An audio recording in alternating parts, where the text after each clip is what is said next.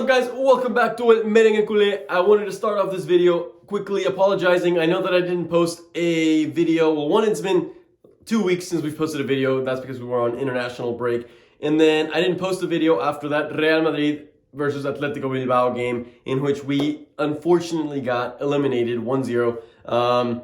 A mixture of things that I kind of want to explain. Well, one, obviously I was kind of pissed off, and that's not really the real reason why I didn't put up a video, but what's actually happened is over the past month, I have not had my laptop. There was some water damage on it, and so unfortunately it's getting fixed right now. I currently have a loaner laptop from school, and it just does not have the editing capabilities that I would want. Actually, you can't even download like the software for editing videos. So that's why I haven't had as many live reaction videos, and mainly I do that whenever Ricky is able to come with his laptop, but he isn't able to come every single time.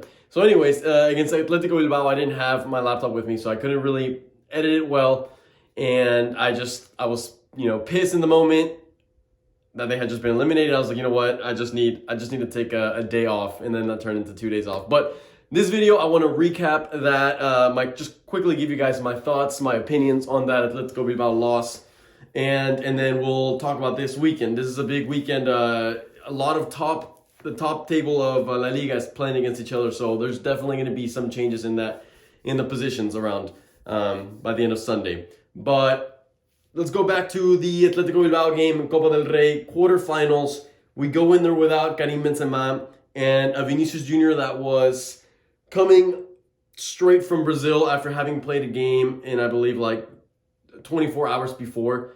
So Vinicius Jr. has been hitting, in my opinion, the past month and a half has been a bit of a slump for Vini. Not that he's playing bad, but he just doesn't have the energy. He looks tired out there. You can see it. He gets the ball and he doesn't have that explosion that he did at the beginning of the season. His ideas and his decision making isn't as sharp as it was, most of the season. So you can definitely see that in his gameplay. He was misplacing a lot of passes. It was kind of like the older Vinicius Jr. that would get to the box and he would make bad decisions. So we haven't seen the best of him. Also, teams are starting to defend a little better against him. They usually have two guys marking up on him, which really limits our attack, especially on a day that we don't have Karim Benzema, and it's really showing how dependent we are on a player, like on him overall. So overall, that game against Bilbao was really disappointing. It was Madrid, with possession of the ball, but not able to create good attacking opportunities. And it wasn't until the last 15-20 minutes that it really felt like Madrid finally woke up and that they were there to win the game. They started creating better chances, but in the end, you guys saw what happened. Athletic Bilbao got that. It was a good play in the final minutes, and they were able to pull up a really good shot that went past Courtois. And, I don't want to say it breaks our hearts. Obviously, I'm sad and I'm pissed that it happened, but I'm trying to see the positives of this elimination, which is another reason why I kind of wanted to take a day off and then come back, a little more calm about it. But essentially, had we won this game, we would go to the semifinals of Copa del Rey. They become a two-legged games, just kind of like in the Champions League, and it would have been 2 weeks of having games midweek. Right before the PSG game for the Champions League. So in a certain way, I kind of feel like this was... It might be better in the long run for us, honestly, guys. The team is starting to look really, really gassed. And this is something that we've seen coming for a long time. Ancelotti doesn't have... He isn't rotating, and at the same time, you can't really get entirely mad at him, because whenever he does rotate a few amount of players, you see the team just perform so much worse. Jesus, words. Which makes you kind of understand why Ancelotti's hesitant when it comes to rotating these players. So that is one frustrating thing. The midfield, Modric, Cruz, Casemiro, they all looked really, really, really tired out there, which brings up a good transition to tomorrow's game. So tomorrow we play against Granada. They are 16th in La Liga. Currently going through a pretty bad run of form. They've lost their last 2 games, tied the previous 2, and then their last win was actually back in 2021 against none other than Atletico Madrid, back when Atletico was having that really, really bad run of form. They beat them 2-1. So Granada's usually been a team for the past couple seasons that's pretty tough to beat for Madrid. They play very physical on the ball. They go super hard in the tackles. You know, they're not going to make it easy for Madrid. They're not going to let them have a walk part, just like most teams don't. I can expect to see a team that's going to sit back. Maybe not as much as maybe like an Elche or Alaves, other teams that really, really just park the bus. I think Granada will obviously be more on the defensive side, but they do like to play a good offensive football. So they're going to be good in the counterattacks. We have to be careful with that, especially when the bad news kind of continue that Benzema is still not in the squad list. And we're not only going to be missing Benzema, but we're also going to be missing Vinicius Jr. because he picked up the 5th yellow card in the previous La Liga game. So that's, you know, a big part of our offense right there. Honestly, they're the main ones that have been scoring our goals, and we see how much the team struggles to score goals if neither of them are on the pitch. To add on to that, Mendy is also missing on defense, so it's going to be a game in which we once again have to rotate. At least we're going to have Marcelo, who I'm going to talk about the potential starting lineup. I guess it's kind of a throwback to when we would do a little more pre-game analysis videos.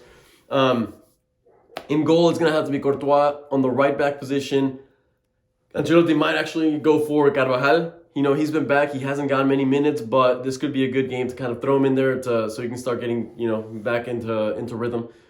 Center backs, Militao and Alaba. I think that should be a shoe-in if Ancelotti doesn't do kind of like what he did against Bilbao, which was put Alaba as the left back and then put Nacho, which is not a bad option. I feel like he's going to put Marcelo just because he has Marcelo back. I know you guys know what we all think of Marcelo at the current moment.